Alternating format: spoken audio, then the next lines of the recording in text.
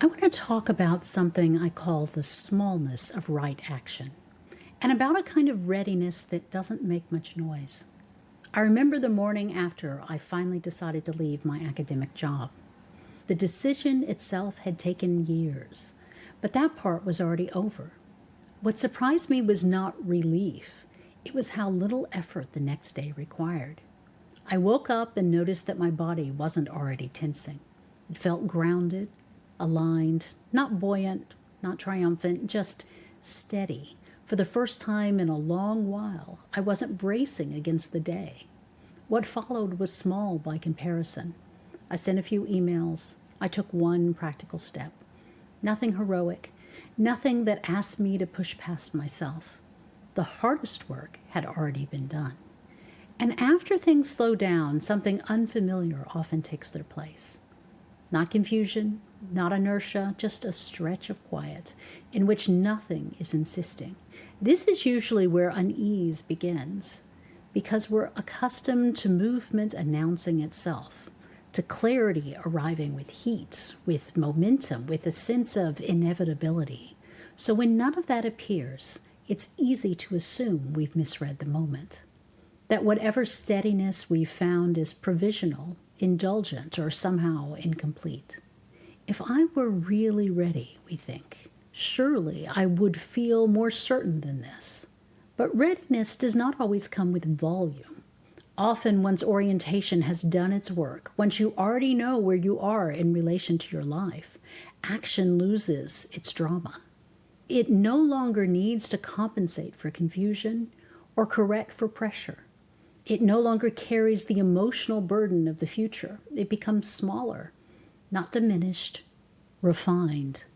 It may arrive without adrenaline, without relief, without the sense that something decisive has finally happened. And that gap can feel strange. Nothing is wrong, but nothing is insisting either.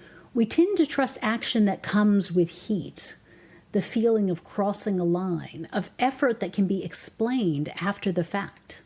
So when action shows up without any of that, it's easy to decide it doesn't count, or to tell ourselves we're avoiding something. But for many sensitive systems, this smallness is not avoidance, it is accuracy.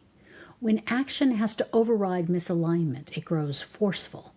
When it has to outrun pressure, it grows urgent. When it has to prove readiness to yourself or to others, it grows loud.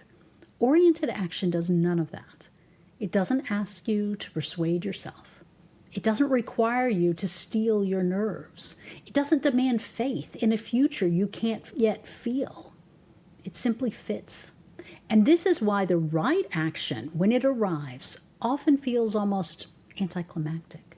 Less a leap forward than a small correction you stopped arguing with. Nothing about it announces transformation, and yet something begins to shift. One of the more persistent misunderstandings around change, and around manifestation in particular, is the belief that movement must feel urgent in order to be real. That if the impulse isn't strong, or charged, or time-sensitive, it must be suspect. But urgency is not a reliable marker of truth. It is a reliable marker of pressure. Pressure accelerates before perception has finished organizing. It compresses choice. It asks the nervous system to commit before it has had a chance to settle into coherence.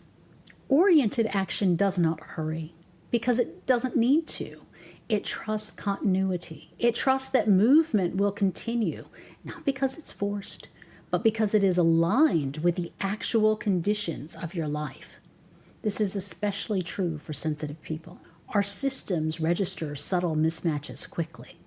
And introducing urgency where there is already orientation doesn't create momentum, it destabilizes it. So the question is not whether you feel ready in some abstract sense. The question is whether the next action asks you to override yourself. If it requires convincing or bracing or self-coercion, something is likely premature. But if it feels specific, contained, and oddly undramatic, If you could imagine doing it without needing recovery afterwards, that is often a sign that readiness has already arrived, quietly. For now, it may be enough to let that be sufficient. Instead of asking what the next big move is, notice what fits the shape of where you are. What movement would look like if it didn't need to prove anything? What step could be taken without closing the future behind it? This kind of action rarely feels heroic, but it is often the action that holds. When action comes from orientation, it doesn't announce itself with certainty or urgency. It doesn't ask to be believed in advance. It simply appears modest, proportionate, and precise. And for many of us, that is what readiness actually feels like. And if you're in a season of quiet readiness, you don't have to hold it alone. I've created a short, gentle guide for sensitive people who want to understand what's blocking receiving without forcing change or action. It's here if and when it's useful.